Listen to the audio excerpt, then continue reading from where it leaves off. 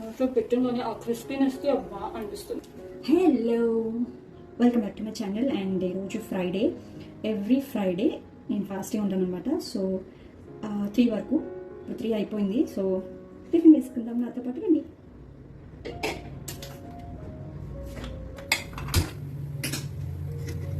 My छोटा सा నెయ్యి గిన్నె బాగుందా?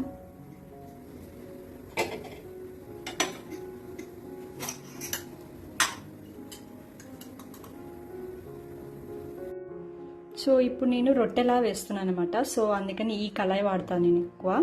నెయ్యి యాడ్ చేసుకున్నాను.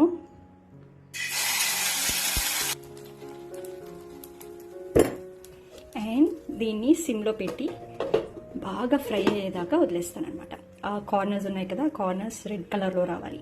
అప్పటిదాకా ఇట్ విల్ బి ఆన్ లో ఫ్లేమ్. అప్పుడే మనకి క్రిస్పీగా వస్తుంది. అండ్ ఇంట్లో చక్కెర పొంగలి అవైలబుల్గా ఉంది. సో అది అయ్యే లోపల ఫస్ట్ దీన్ని టేస్ట్ చేసేస్తాను. ఓకే,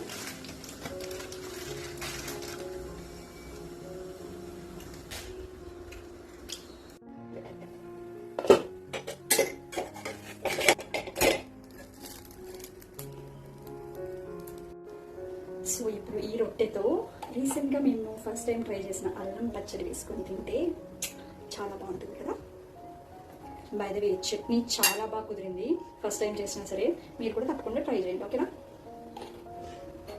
ఇప్పుడు నేను దోశ ఎంజాయ్ చేయాలి.